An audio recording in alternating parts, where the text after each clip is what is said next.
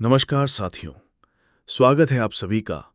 आज की चर्चा बेहद खास है क्योंकि आज हम बात करने जा रहे हैं उस हादसे की जिसने पूरे यूरोप को हिलाकर रख दिया।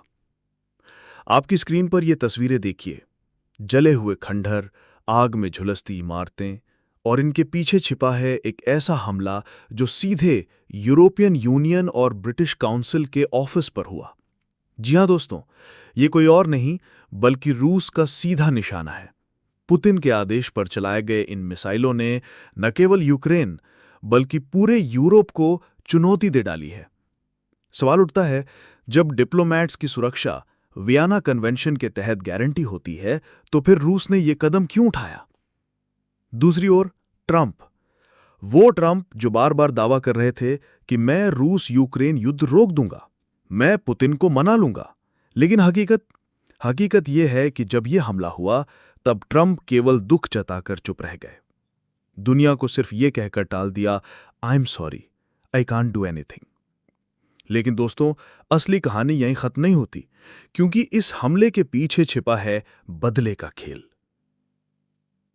24 अगस्त को यूक्रेन ने रूस की ऑयल रिफाइनरी पर हमला किया। हां, वही रिफाइनरी जो रूस की कैश मशीन मानी जाती है। यूक्रेन ने कहा, हमने रूस की कमाई के स्रोत पर वार किया है।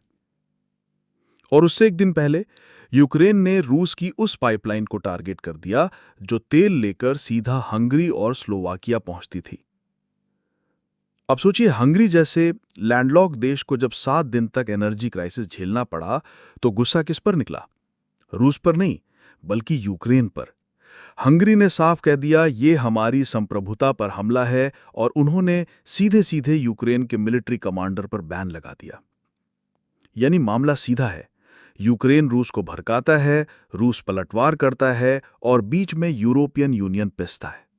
लेकिन जब यूरोपियन यूनियन के ऑफिस पर मिसाइल गिरी तो दुनिया भर में शोर मच गया कि Putin, hi hi, Russia stop this war. पर पुतिन रुके क्या? नहीं, उन्होंने साफ दिखा दिया, रूस अब किसी से नहीं डरता, चाहे वो अमेरिका हो, नाटो हो या यूरोपियन यूनियन। दोस्तों, असली सवाल यही है, क्या यूक्रेन शांति चाहता भी है? 4 साल हो गए इस जंग को, लेकिन शर्तों पर सहमति अभी तक नहीं। रूस कहता है, हमारी बात मान लो तो युद्ध खत्म। यूक्रेन कहता है, नहीं मानेंगे, और दुनिया बस बैठी है, दुख जताती है। और इस पूरी गुत्थी में भारत भी घसीटा जा रहा है, क्योंकि अमेरिका का आरोप है भारत रूस से सस्ता तेल खरीद रहा है, जिससे रूस को पैसे मिल रहे हैं और वो जंग लड़ पा रहा है। लेकिन सवाल यह है कि क्या भारत गलत कर रहा है? भारत कहता है, हम अपनी जनता को सस्ती ऊर्जा दिला रहे हैं। अमेरिका को तकलीफ क्यों है? जैसे वो हमसे माल खरीद कर एहसान जताता है, वैसे ही हम।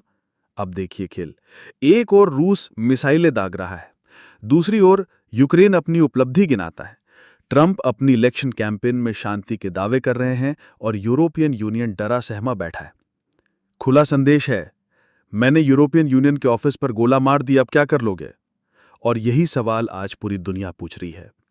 दोस्तों, इतिहास गवाह है, जब भी युद्ध लंबा खिंचता है तो असली नुकसान केवल आम जनता को होता है।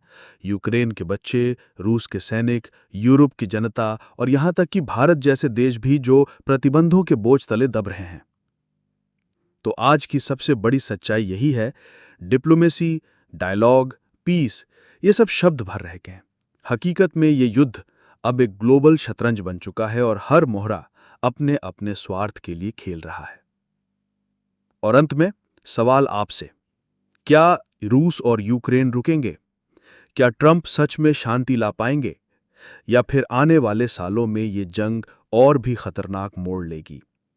अपनी राय कमेंट बॉक्स में जरूर लिखिएगा। और अगर आप इस पूरी दुनिया की राजनीति, अर्थव्यवस्था और इतिहास को गहराई से समझना चाहते हैं